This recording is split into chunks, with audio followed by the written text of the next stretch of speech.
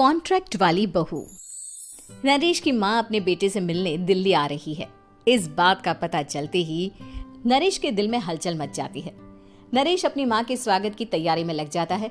साथ ही उसे डर भी सताने लगता है कि उसकी माँ कहीं अपनी पुरानी जिद पर फिर से बैठ ना जाए। हे भगवान, इस बार बचा लो, अगले साल पक्का माँ की जिद पूरी कर दूंगा।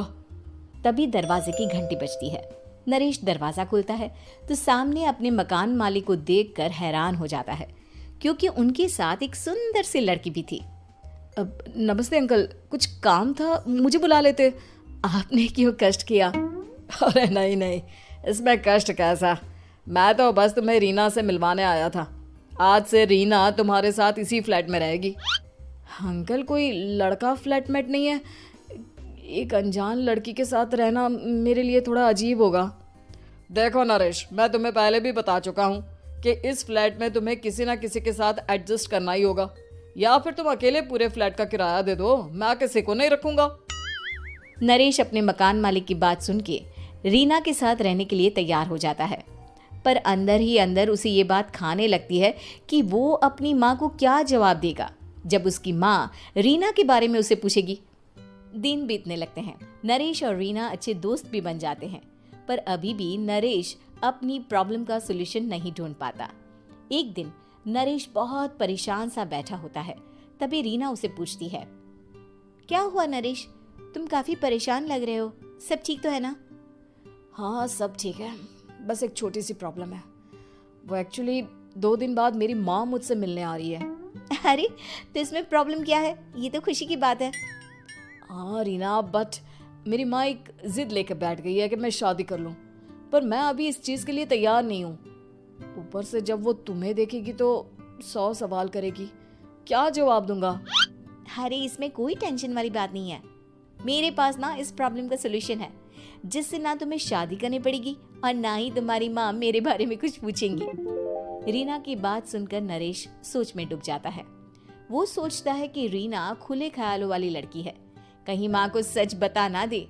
नरेश को सोच में डूबा देखकर रीना कहती है, अरे क्या हुआ, किस सोच में पड़ गए?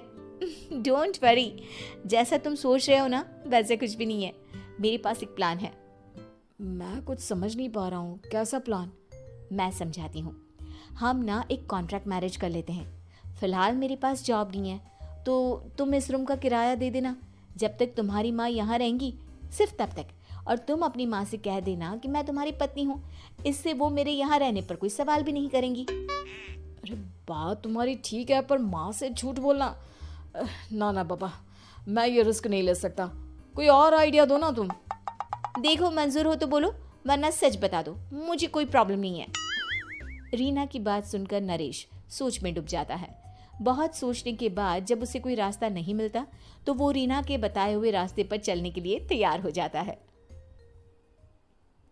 वो रीना से बात करता है और अपनी माँ की पसंद और नापसंद के बारे में बताता है।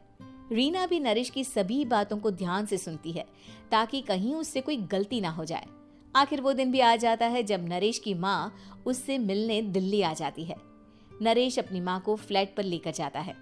जैसे ही नरेश की माँ फ्लैट के अंदर जाती है, रीना उसके पैर छू लेती है। ये देखकर नरेश की माँ थोड़ी घबरा जाती है और नरेश से पूछती है, अरे बेटा नरेश, ये कौन है? माँ, ये आपकी बहू रीना है। माफ़ी चाहता हूँ, सब कुछ इतनी जल्दी में हुआ कि आपको बता ही नहीं पाया, इसलिए सोचा कि क्यों ना आपको सरप्राइज दिया जाए। अरे बेटा, मैं तो बस तेरा घर बसा हुआ देखना चाहती थी। हाँ, बहुत अरमान थे अपनी इकलौती बेटी की शादी को लेकर, लेकिन कोई बात नहीं, शायद किस्मत को यही मंजूर होगा। ये कहते ही नरेश की माँ रीना को गले लगा लेती है।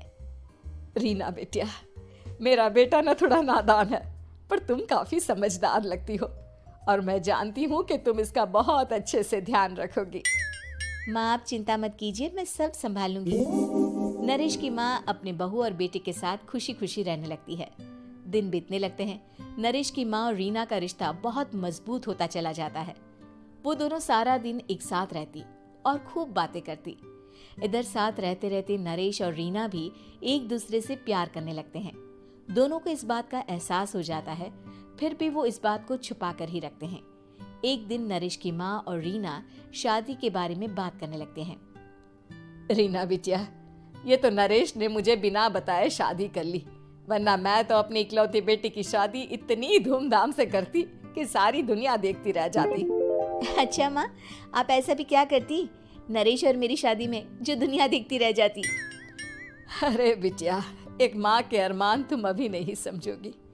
मैं तो अपनी बहू को एक रानी की तरह लेकर आती और शादी भी बिल्कुल शाही अंदाज में करती, पर मेरे तो सारे अरमान ऐसे ही रह गए।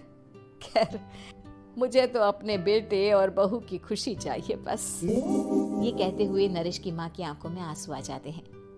रीना भी ये सुनकर ख्यालों में खो जाती है, क्योंकि वो भी मन ही मन खुद को नरेश की पत्नी और उसकी माँ की बहू मानने लगी थी।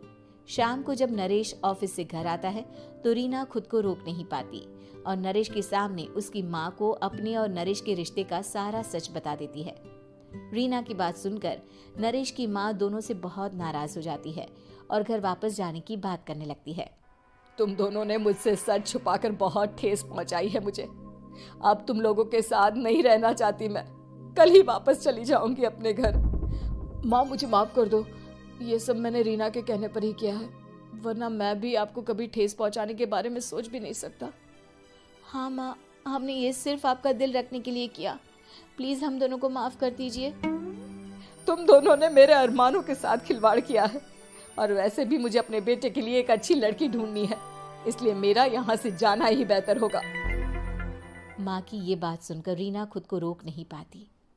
माँ, क्या मैं आपके घर की बहू बनने लायक नहीं हूँ? रीना की बात सुनकर नरेश हैरान रह जाता है। नरेश की माँ भी कुछ समझ नहीं पाती। मैं कुछ समझी नहीं, आखिर तुम कहना क्या चाहती हो? माँ, मैं वो नरेश से बहुत प्यार करती हूँ और साथ ही साथ मैं आपको भी अपनी माँ मान बैठी हूँ। आज जब आपकी बातें सुनी तो खुद को रोक नहीं पाई, इसलिए सारा सच आपको बता दिया। रीना की बात सुनकर नरेश की माँ की आंखों में आंसू आ जाते हैं और वो अपने बेटे नरेश और रीना को गले लगा लेती है। मेरे घर की बहू तो सिर्फ रीना बिटिया ही बनेगी। मैं आज ही तुम दोनों की शादी की तारीख निकलवा दूंगी, बस एक बार तुम्हारे घर वाले मान जाए। उसी दिन रीना के माता पिता भी उनके फ्लैट पर आ जाते हैं। दोनों परिवार आपस में बैठकर बातें करते हैं और शादी के लिए राजी हो जाते हैं। रीना भी कॉन्ट्रैक्ट फाड़ देती है और कहती है, सही मायने में मैं अब बहू बनूंगी, अब तक तो सिर्फ कॉन्ट्रैक्ट वाली बहू थी।